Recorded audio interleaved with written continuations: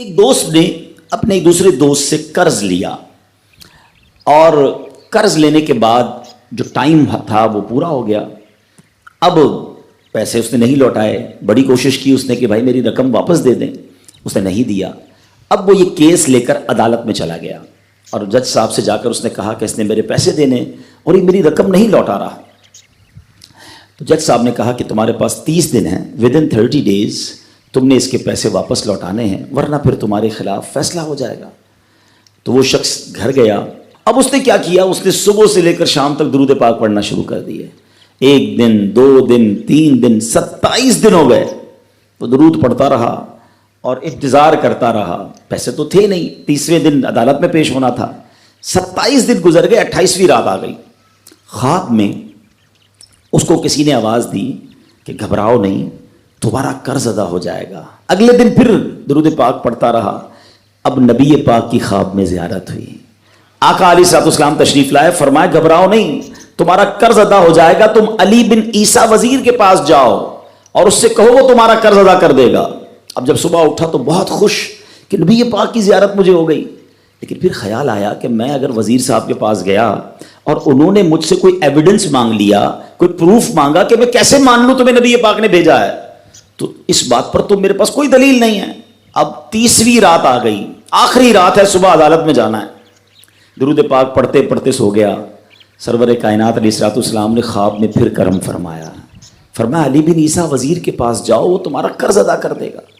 کہ حضور میں چلا تو جاتا, مگر اگر وہ مجھ سے یہ کوئی پروف مانگتا, کوئی ایویڈنس مانگتا, تو میں کیا جواب دیتا.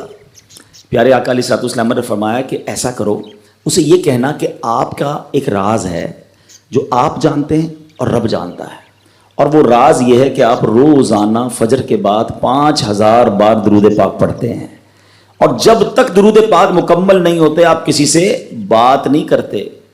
اب جب صبح اٹھا تو بہت مطمئن کہ اب تو دلیل بھی آ گئی ہے. پہنچ گیا صبح علی بن عیسیٰ وزیر کے پاس. اس کا دربار لگا ہوا ہے. اس نے پیغام بھجوایا کہ میں علی بن عیسیٰ وزیر صاحب سے اکیلے میں ملنا چاہتا ہوں, پیغام لایا ہوں. درباری نے آ کر پوچھا, وزیر صاحب پوچھ رہے ہیں کس کا پیغام لایا ہو؟ کہا میں نبی پاک علیہ الصلوۃ والسلام کا پیغام لایا ہوں. فوراً وزیر صاحب نے بلا لیا. کہا فرمائیے.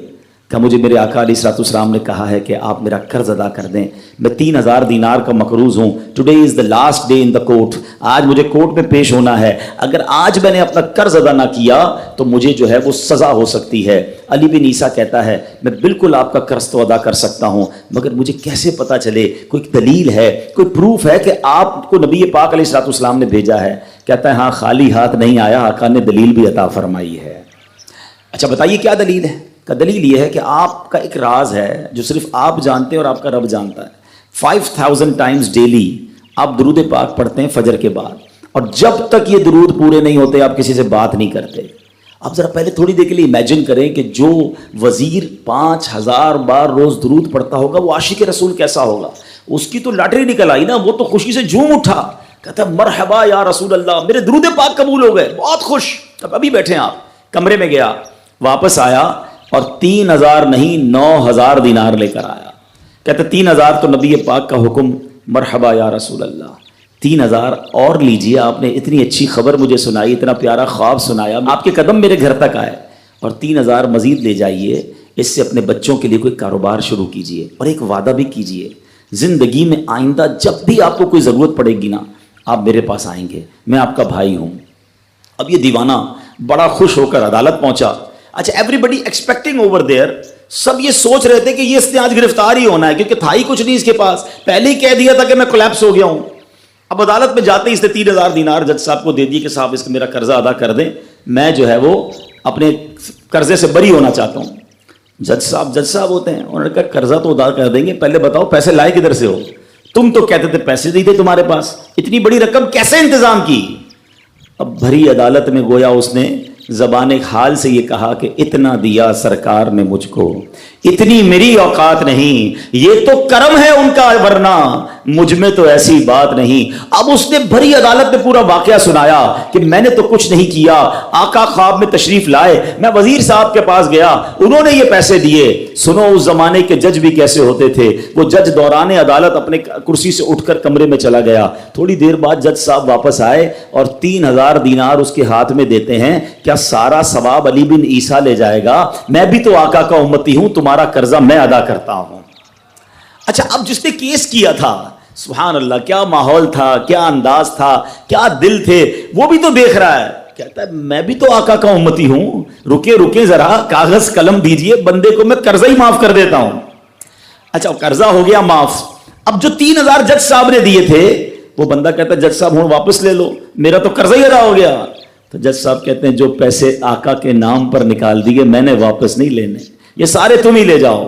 اب یہ 12000 دینار لے کر یہ عاشق رسول جھومتا ہوا اپنے گھر پر جا رہا ہے۔